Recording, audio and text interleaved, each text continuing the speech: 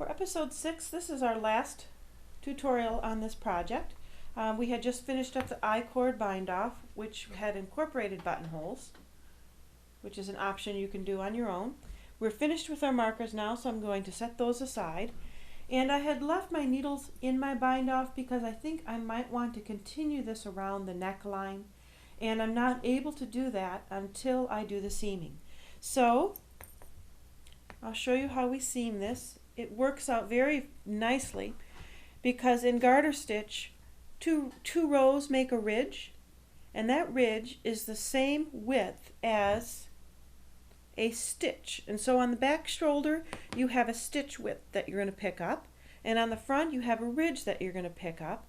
And so if we start at the wrists and work our way in, we'll be nice and even on the end.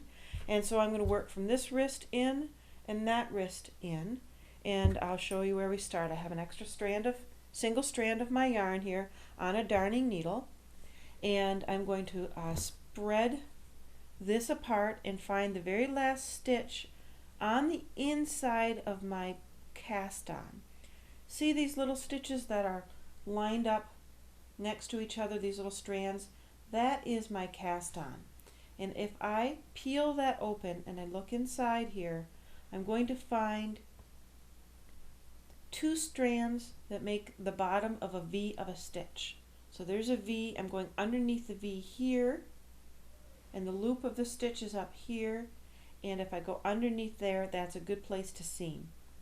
If I choose what's right next to it, I get a stitch with the V pointing that way, and that will not be as pretty because it will smash the bottom of that open stitch together. So we're always going to get one V on this side, which is the back of the sweater, and then we're going to stretch across to the front of the sweater, and we're going to pick up a loop on the edge of a ridge. Ridge, valley, and I'm going to get the edge of the ridge. So I find the closest one to the corner that I can get, and I have a V and pull it through. I'm doing this from the right side. I'll darn in my tail later. From the right side, I'm going to come onto this side and get a edge stitch of the ridge, return to the back and go in the hole I came out of before, and I'll pop up and have another stitch.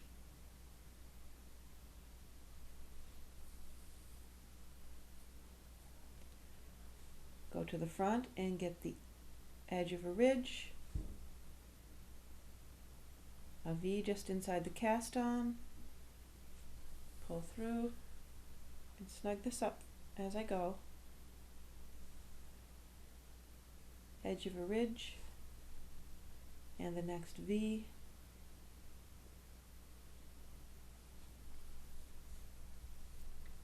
edge of a ridge and the next V.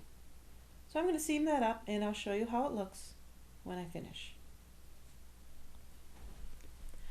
I finished seaming my shoulders for the baby surprise jacket, and just wanted to let you look at that. It's a nice close-up shot of it, and you can see how the ridges run into the back, and that seamed up very nicely. Once I got it seamed, I decided I wanted to carry my I-cord up around the neck. In order to do that, I had to pick up and knit stitches first because there was nothing there to bind off with. So I did that, continued it around, and did a little graft here. Now the last thing I'm doing is sewing on my buttonholes, my buttons rather, and I have 2 done and a few more to sew on, but I just wanted to show you how nifty that little buttonhole worked into the I-cord works.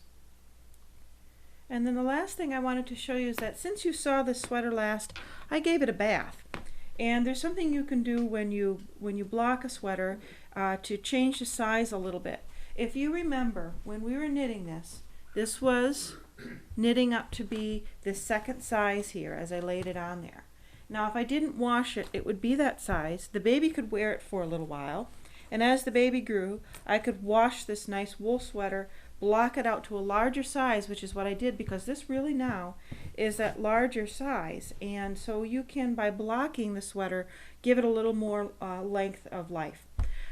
So that was fun. That ended up using the better part of 3 skeins of Barocco Jasper, which is a worsted to Aran weight yarn, 98 yards in a skein, so that took just under 300 yards for that one.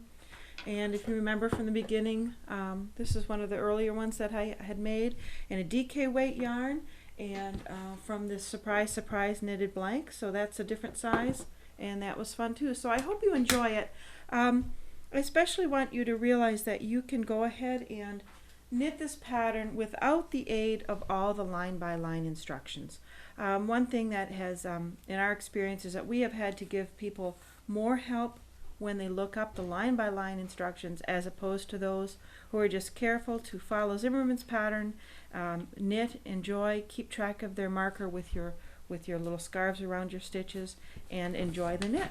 So have fun and feel free to change up the next one and enjoy your knitting.